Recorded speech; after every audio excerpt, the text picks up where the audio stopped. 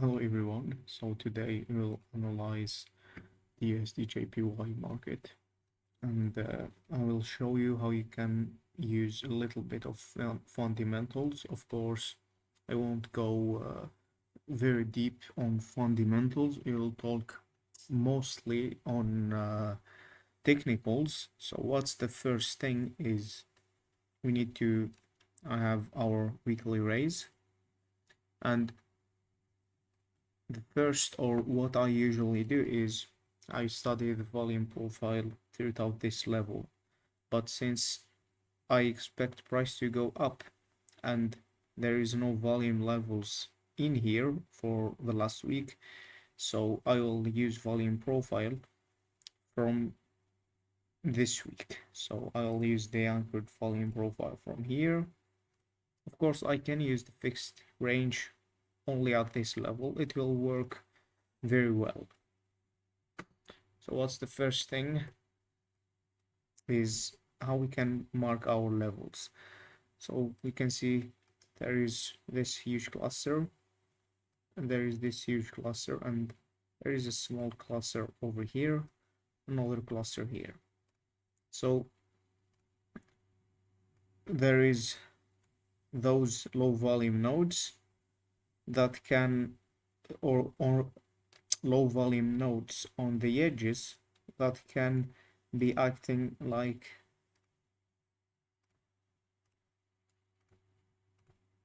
support and resistance or key levels. So here is another one, and here is another one. So we have four important levels.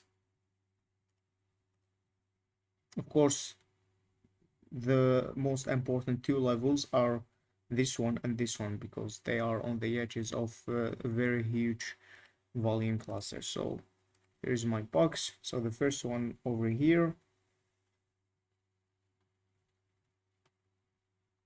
you can clearly see that there is a reaction over here many times.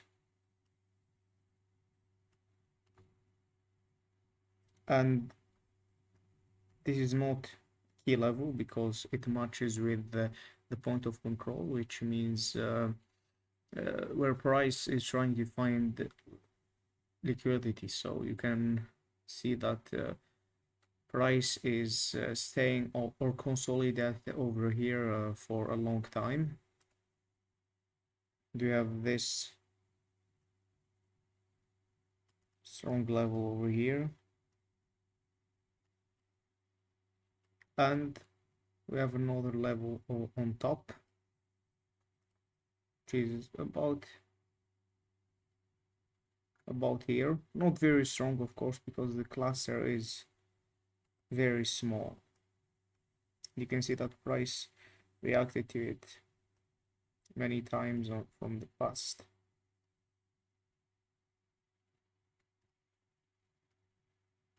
Anyway, this is all what we need.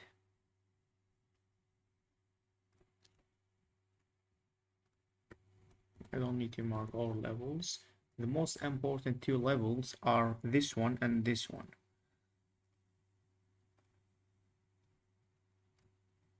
Let me just mark them with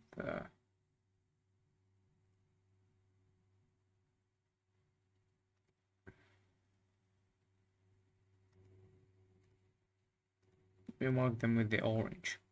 So we can see that price break through our level. So what do we expect? We expect price to come and let me just do something.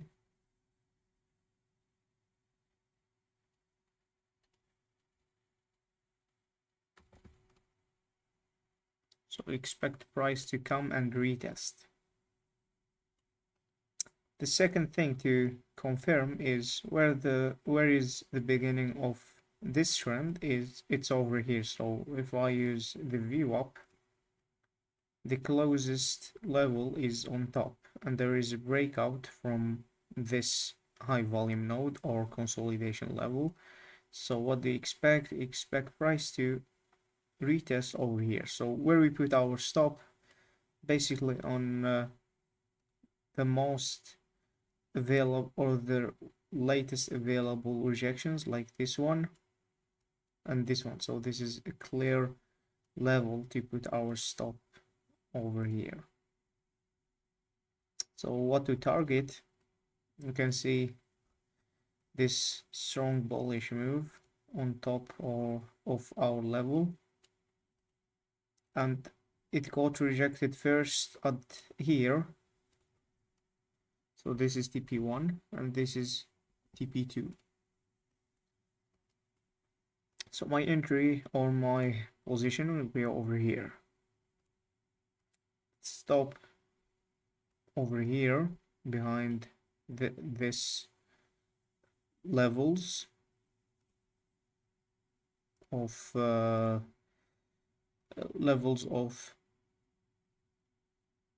rejection, and you can clearly see there is a strong pattern of candles. You can see this. It's the same what ICT calls a fair value gap, but it's just a normal pattern. So the first TP will be here, but since my risk reward ratio plan says you need at least 3 risk reward ratio, so I'll just pull it a little back over here, and then it will be very perfect for me. So this is my position, and why I'm taking long.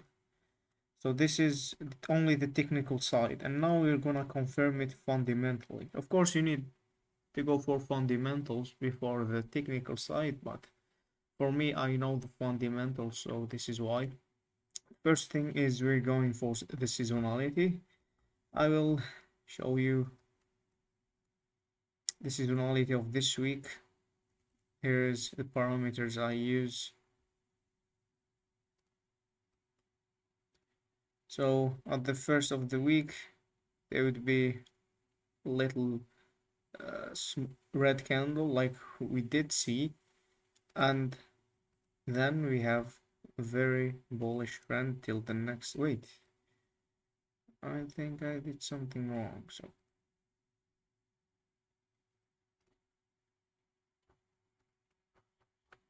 I extended my week so much. That's it. So at first we have a down trend or a down bearish move, then we start a straight bullish move. So you can clearly see that we can go to here, at least to here, so we can easily target levels like this one, like this one over here where it got rejected, like this one. So all those are TP levels, and if we get over this, then we will all the way go through this level, but I don't think it will go there. My expectations are it won't go through this level. This is very far, so imagine if I just go for 9 risk reward ratio. This would be risky. 3 risk reward will be enough for me. So at first we have bullish seasonal trend,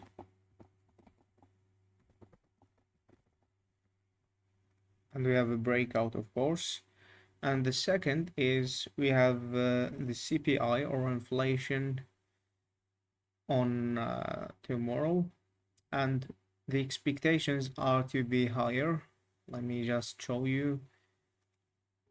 So the trend from April to May will go up, and we can clearly see that the points of inflation or CPI are going up, and this is why the USD will be even stronger. And even if I go let's say for the USD, then we can clearly see that we rebounded from a very strong support, and it's the same thing that we have a bullish seasonal trend, as you can see with this arrow. So this is why I'm going long, and this is clearly my position. So I'll just record it over here.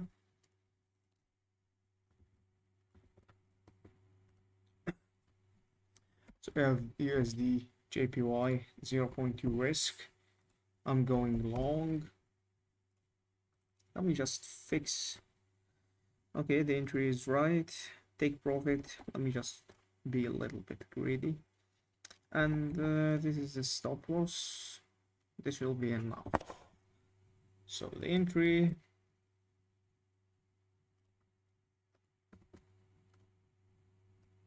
The stop loss. And then the take profit. It's about 3 risk reward ratio. If we I just removed 0.1 R because I'm counting the fees and the commissions, and it's system 3, and 100% I didn't break any rules. All are good rules. So we have higher CPI CPI expectations, and of course we have a breakout from a strong level. Now, if you didn't understand what we just did over here, why I'm not waiting for price to come over this level, or I'm not waiting for price to come in here on our level, because basically I'll show you.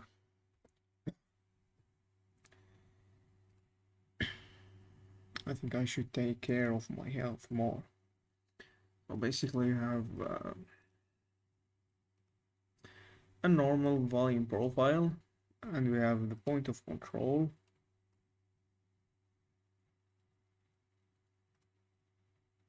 We have our low volume nodes on the edges. So when price is coming like this, as you can see, so price was coming from down, and what happened is we spent a little time in here because price is trying to find liquidity. There is two scenarios when price reach this level. So the entry will be when we enter low volume or high volume node, the entry will be easy. But when we want to exit, now this is the problem, because if we want to exit from this level, there would be either a strong rejection or a strong breakout. Then we wait for retest and go long. But if there is a strong rejection, we just go short to the middle. And then when if price reach this level, then the same scenario. So it will be hard to leave this liquidity zone because there is too much liquidity. So if an institution wants to drive the price up, then it needs so much contracts to fill. And this will be so hard. So we have scenario 1 and a breakout scenario. So in our case we had the breakout, as you can see over here, from our level, and then we're waiting for retest to go long. Where to go long? Well, if we go in the past, where the strong bullish move got rejected, it got rejected at this level. So this is a very common level to target. So this is basically what I meant. I hope you like this video. I know I'm very slow at explaining, but it's valuable information, so you can't just say no.